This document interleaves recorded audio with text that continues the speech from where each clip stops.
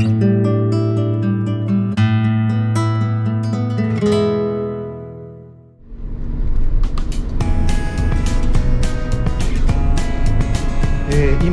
国道18号線を高崎から軽井沢方面へ向かって走っています。今日は群馬県安中市松井田町にある、滝と林道をドライブしたいと思います。それでまず浅尾の滝という滝の氷瀑を見たいと思います。これはですね、今年、結構寒さが厳しいので、完全に氷結をしているということですので楽しみですね。それと、その後林道尾根山線というところを走って途中にある、千ヶ滝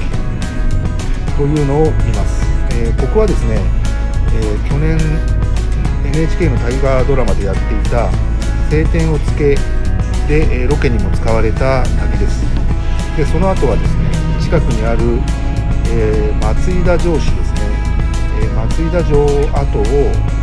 散策してみたいと思います。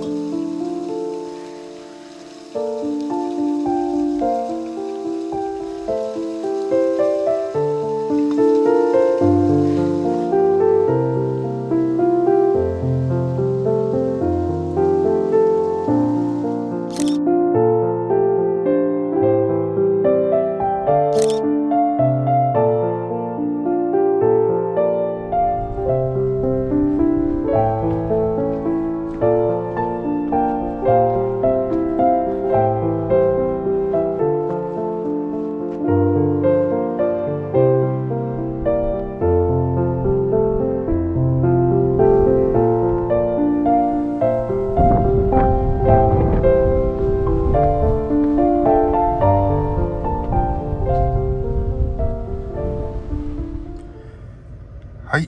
今ですね、浅尾の滝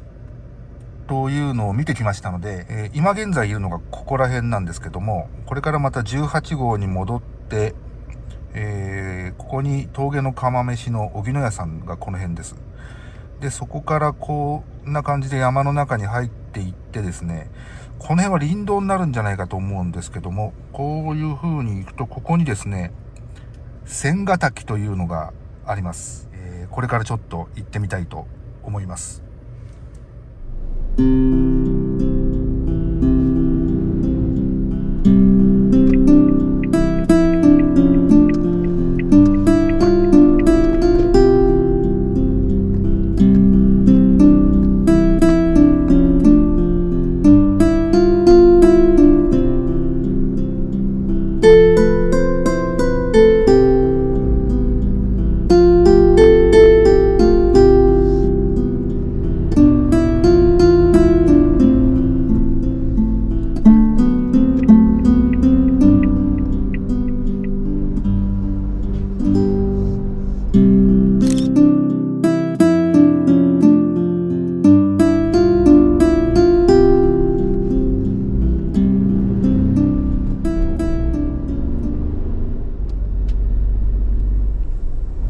これから向かう千ヶ滝なんですけれども、この名前の由来はですね、戦国時代に豊臣秀吉の命令で前田、上杉、真田から攻撃を受けた松井田城が落城したんですけれども、この際城主の大道寺正成、という人の娘おせん、これがですね追っ手から逃げきれずこの滝に身を投げたと伝えられておりまして、そこから